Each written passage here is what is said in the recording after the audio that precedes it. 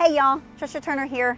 Want to talk to you for a minute. I may get a little bit emotional. I'm hoping that I don't, but I'm standing outside of Paws. Paws is a veterinary clinic, and I've had an emotional experience with them because I had to put my dog Bailey to sleep a couple of weeks ago, and I did that here. I had never heard about Paws before, but it was an absolutely beautiful experience, even though it was extremely sad. So I wanted to share this with y'all in case you ever have to go through that same experience, and I wanted you to be able to meet the doctor because she's absolutely amazing. So come on, y'all follow me.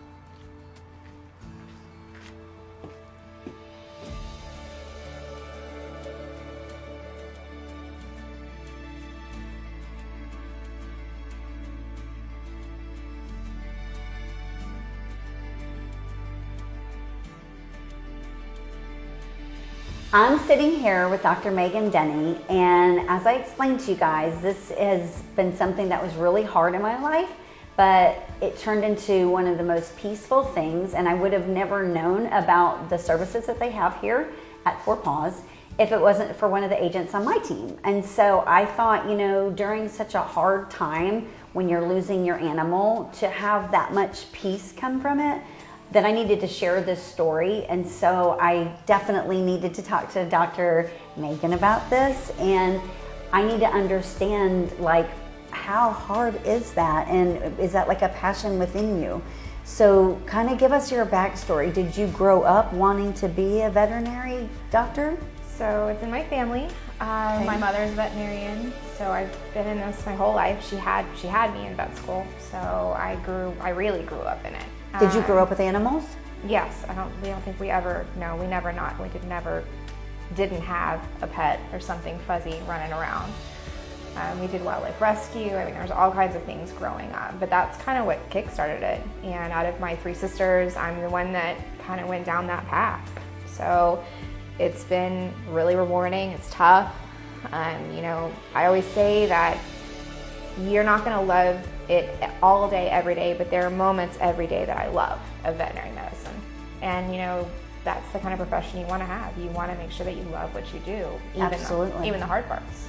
You know, when our dog got sick, she had cancer, and she went down quickly, and we were not prepared for. She was 12 years old, but we weren't prepared for her to leave at all, because you never think it's going to go as fast as it does. And I had never been here ever, and I had never even heard of Paws. And so when it came time to her last night, when I was listening to her struggle to breathe, I reached out to Paws. I called them that morning. I was crying, and I said, I think my dog needs to come and see you guys. And they said over the phone, you know, they were very thorough. They said we'd do a life assessment. And because you have that guilt, you're like, I don't want to be the one to end my animal's life if it's not right. Is it the right choice? I think so a lot of people struggle with that. As a doctor, like, how do you, like when I left, I was like, I still felt guilty, but how do you as the doctor live with that every day? How do you handle that? It's sad. You know, I bet. There's every euthanasia is sad. I look at it as, you know, I'm giving this pet peace. I'm giving them freedom from their suffering, you know, and I'm giving them their angel wings, you know, and it's hard. And, you know, the day that, you know, it's hard. The day that I don't feel it is the day that I need to step away from veterinary medicine, because you have to be able to feel it to empathize with your clients, because we've all been there. We've all lost pets, and it's hard, and you don't ever want to become numb to that. But, you know, dealing with, is it the right time, is, you know, sometimes there'll be a moment, you know, where my clients will call and just say they looked at me and I just knew that they were tired and it was time. There's other times where their medical conditions make the decision for you. You may still see your pet staring back at you. They're still very much present, but their bodies are failing them. And is it fair for them to live and suffer and be in pain? And that's where Bailey was at, you know, and, you know, that's why I still think the choice that you made was right, you know, and she's lucky that she had an owner to love her enough to let her go. It's hard. You know, you guys, when you especially you pet lovers out there, when your animal is sick, and that's a member of your family, and so it's heart-wrenching. And this was a dog that had been with us for 12 years. It was my daughter's dog. So my daughter had grown up with her. My daughter's 18. And so it was my daughter and I here with her. And We went into the examination room, and number one, the examination room is just beautiful. So it's not a sterile environment. You're already kind of at ease, like, okay, it's warmer here, there's furniture, there's rugs. And then Dr. Denny comes in and she kneels down. I've never, ever, and I've had dogs my entire life, ever had a veterinary doctor act like you did. She was so sincere. I was bawling, and she was so sincere and caring. And she said, you know, if you want me to do a chest x-ray to confirm that it's time, I will, if that's what you need, because, you know, we need that closure. And I looked her right in the eyes, and we were literally closer than this, and she's kneeling down right next to me, and I'm crying, and I said, I need you to look me in the eye, and you need to tell me if it's time, because I trust you. And I didn't even know her, but I trusted her right away because she had that. I had that trust with you right away. It's just it's important, that empathy, and to be able to communicate, because it's the darkest day for anybody that owns a pet. And you've got to be able to help them make that choice. And, you know, ultimately it is still the client's choice, but our job is to help you guys through it, because it's agonizing. It was, you guys. And she did the assessment on Bailey, and she said, it is time. It is time. And I trusted her. Was it hard? Yes, it was hard.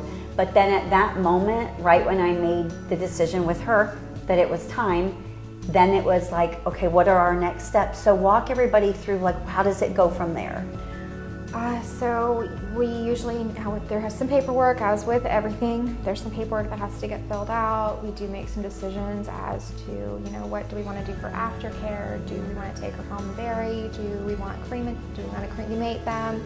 Do we want ashes back? You know, there's a lot of options, just like in human medicine. You don't think that there is, but there is.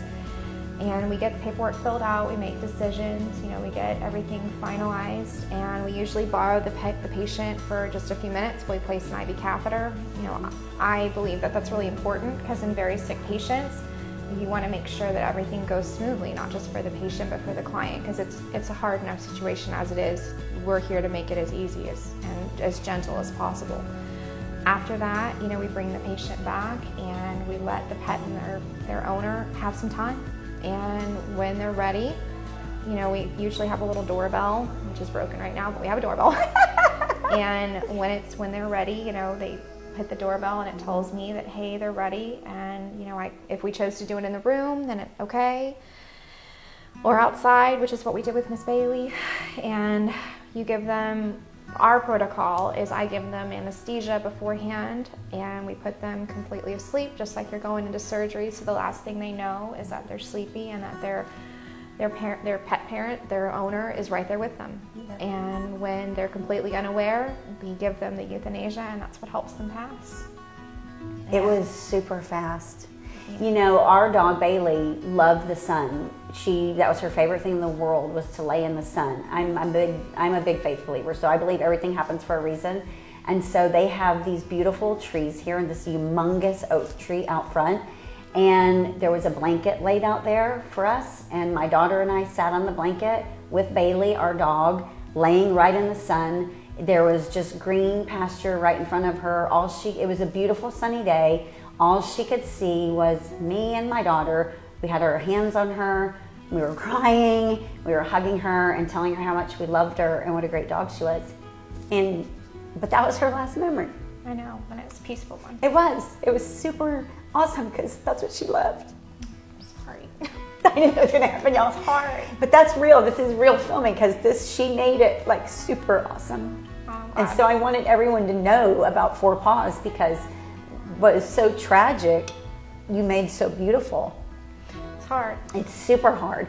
So tell everybody how you get through that grief when you have to do this day in and day out. You know, in veterinary medicine, you know, we have the highest suicide rate, and I think part of it is... Wow. Yeah, part of it is the fact that, you know, we are so close with death day in and day out, and we get not numb to it, but you get adjusted to it. And, you know, like I said, I put in my heart that I believe that they go to heaven. I do too. I'm giving them their angel wings, and that they will see their families again. I believe that too. And that they're going to watch over them. Yeah. And that's what I hold on to. I love that. at the end of every euthanasia, my dog usually comes to work with me, and you can bet I'm usually back there and giving her a hug. Oh, I bet. Oh my gosh. And or if I have a patient that's hospitalized, like we go back and we love on the ones that are still here. Yep. And you remember that you get up each day to make sure that, you know, they live as long as they can, as healthy as they can, and you protect that human-animal bond. Because that's why we do this. That's why you have pets. You have pets to have that bond. They give you that unconditional love. They take you through some of the darkest times in your life. Oh, yeah. It's, you know, and they don't expect anything in return. No. And you know, I would have to say, because of Paws, I have full closure with the passing of our dog. I knew that I gave her the best life possible. She was loved her whole life. And then her very last memory was with us in a beautiful environment, laying in the sun. And I never can thank you enough for that. I mean, I hope that gives you like happiness to know that you bring that kind of peace to families in some of their saddest times. It means a lot, because it's just, you see people breaking down, and it's hard. I have a lot of empathy, and it's, you know, it's my biggest strength, but it's also a curse, because I feel everything so much. But it makes me a good veterinarian, because I can feel what people feel, and you can put themselves in your shoes, and you can walk what they're walking, and that helps. It helps make sure that there's never any judgment, that there's never that it's just support, because it's hard enough. Well, you have an A+ because you did everything. You just made it all amazing, and I can't never thank you enough. Well, I'm really glad that it was peaceful, and I'm glad it was sunny. Me too. It's not sunny out right now, but It was beautiful. You guys, Paws is located right here in Fulshire. It's a beautiful house. You've got to check it out. Even if you're not in that time of need with your pet, they have all kinds of veterinary services here. We now will be clients of theirs because it's been just such an amazing experience. And so make sure you reach out. You can Google them. I'm sure they'll get on their website. It's 4 with the number 4, Paws. And this is Dr. Megan, and she is awesome. Thanks, guys. Thank you for doing this. Yeah, of course. Bye, you guys.